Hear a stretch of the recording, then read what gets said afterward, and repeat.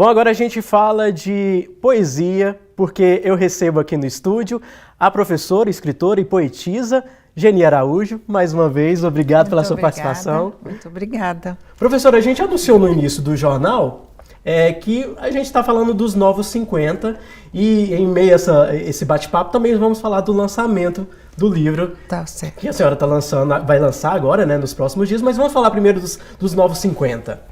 Quem são os Novos 50, professora? Vamos fazer só um parêntese aí. Certo. Existem as categorias etárias, né, e as fases. Até, então, 49 anos era considerado juventude. De 50 a 60 ficava ali um sanduichinho. Uhum. E a partir de 60, estou falando marcos legais, né? Certo. A partir de 60, a pessoa já estaria na categoria velhice. Os 50 ficava perdido ali. Era uma década que não estava nem de lá e nem de cá. E por que ficava perdido? Exatamente porque ela tinha uma característica de transição. E esse poder de transição não deixava com que fossem enxergadas. Se fosse 58 anos, já estava pertinho de ser velha. Mas velha no sentido não só o ser responsável pela velhice, mas velha no sentido de não servir para o trabalho, não servir para o mercado, não servir para produzir, para empreender. Então, ali já chegava um ponto de visão decrépita, e que não é verdade. E o que aconteceu? Isso foi, inclusive, pós-pandemia. As pessoas começaram a entender que era possível viver uma velhice diferente, que era possível viver uma década de 50 a mais, de forma mais tranquila, não necessariamente estando cá nem lá. Uhum. E aí criaram uma nova forma de entender os 50 a mais. E aí aceitaram os cabelos brancos e não se importando se a sociedade discrimina as pessoas de cabelo branco, em especial as mulheres. As mulheres, né? Porque o homem até tudo bem, né? Mas a mulher ainda tem um julgamento, né? Por estar com o cabelo, os fios brancos, né? Muito forte. As mulheres deixaram os cabelos crescerem. Eu sou um exemplo disso. Nunca tive cabelo nem desse tamanho. Em nenhuma outra época da minha vida estou adorando curtir meus cabelos. E aí começaram a perceber que aqueles padrões estavam fora de lógica, de órbita, e começaram a levantar as suas bandeiras, e começaram a dizer, olha, nós estamos aqui para viver e viver bem.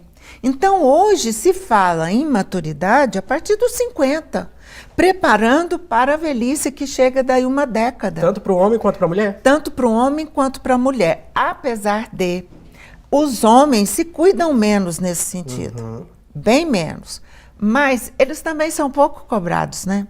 Certo, o cabelo dele pode cair, ninguém reclama. Pode engordar. Pode engordar, a barriga crescer. Agora, a mulher ganhou uns 5 quilinhos a mais.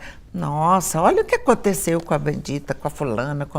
E isso significa que nós somos perversamente maltratadas socialmente e enquadradas. E ali na pandemia tudo isso mudou. Não cortava-se cabelo, porque ninguém saía. Passou aí muita gente 1 ano e meio sem fazer nada, né? Unha, cabelo, questões de estética, de vaidade. E aí começaram a acreditar que o cabelo longo era bonito, que o cabelo longo branco também era bom e era possível ser utilizado. É verdade. E aí foi uma revolução. E, professora, a senhora está falando desse ponto.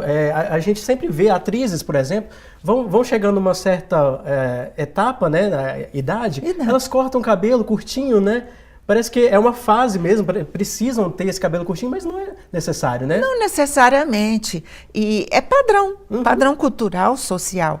E aí, mulher que vai envelhecendo, corta o cabelo para rejuvenescer. Ou seja, o marco é sempre a juventude. E aí, a juventude não está mais em nós, a não ser na nossa forma, nos nossos valores, a nossa essência, os nossos princípios. Isso permanece, mas aquilo que se via numa menina de 24 anos não vai ser possível. E que bom que não seja, porque se for possível, eu não saí do lugar. Eu permaneci, não criei sabedoria, não cultivei, eu não tive experiências, eu não consegui superar nada, os desafios vieram e eu me retraí. E aí o mercado também começou a entender. A enxergar isso, né? Um trabalhador que chegava lá desde muito cedo, até 50 anos, a empresa sugeria, muitas delas, né, que as pessoas aposentassem aquela aposentadoria incentivada. Porque aquele ia e entrava um rapaz bem novinho pela metade do valor que ela pagava para os 50. E isso foi um boom no mercado. E aí, jovem. E aí descobriram que a juventude é mais egocêntrica. Pensa na sua evolução, no seu processo individual, talvez ali na sua mini equipe, mas o coletivo deixou de fazer parte. Não fazia mais parte do contexto dessa juventude. Sim. E aí os relacionamentos foram complicando. E aí a experiência também foi complicando, porque não tinha a grande maioria, né? Não tinha. É verdade. Né?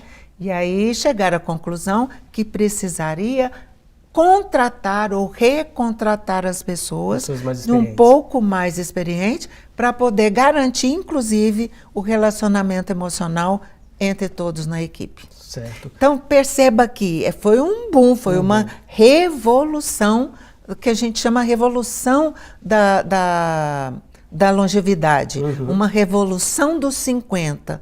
Então, esses 50, a nova era dos 50, os novos 50, não quer dizer que eles são, os 50 de hoje são os 30 de ontem, não. Não.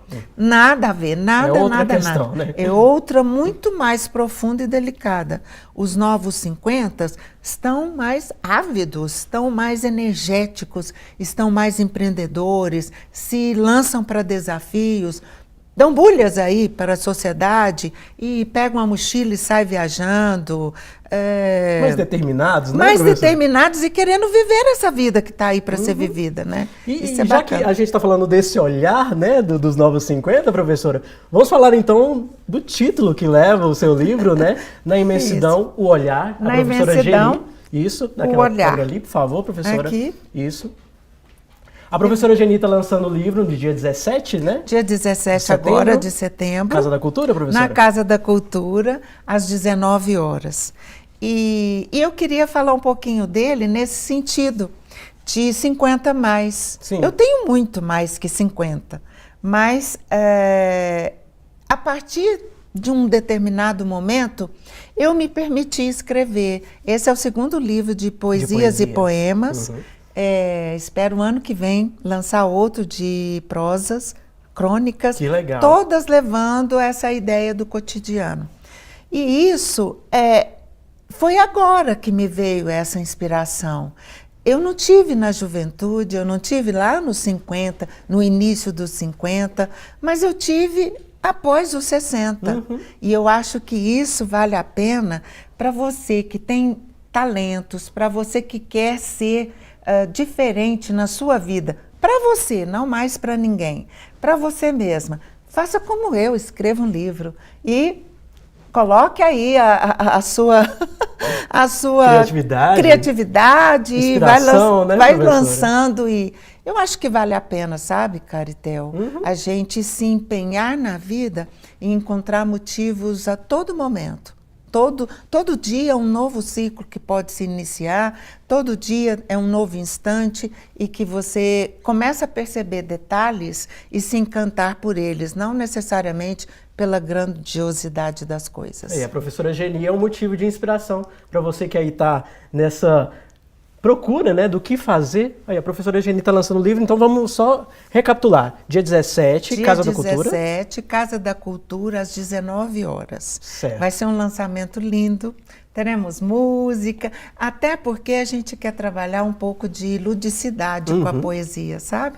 Então vai ter, assim, bastante coisa interessante, além do livro. Além do livro. Professora, mais uma vez, muito obrigado pela sua participação e bom lançamento do livro, tá bom? Muito obrigada. Espero por você e por vocês também. Claro, com certeza. Uma boa noite, viu, professora? Muito obrigada.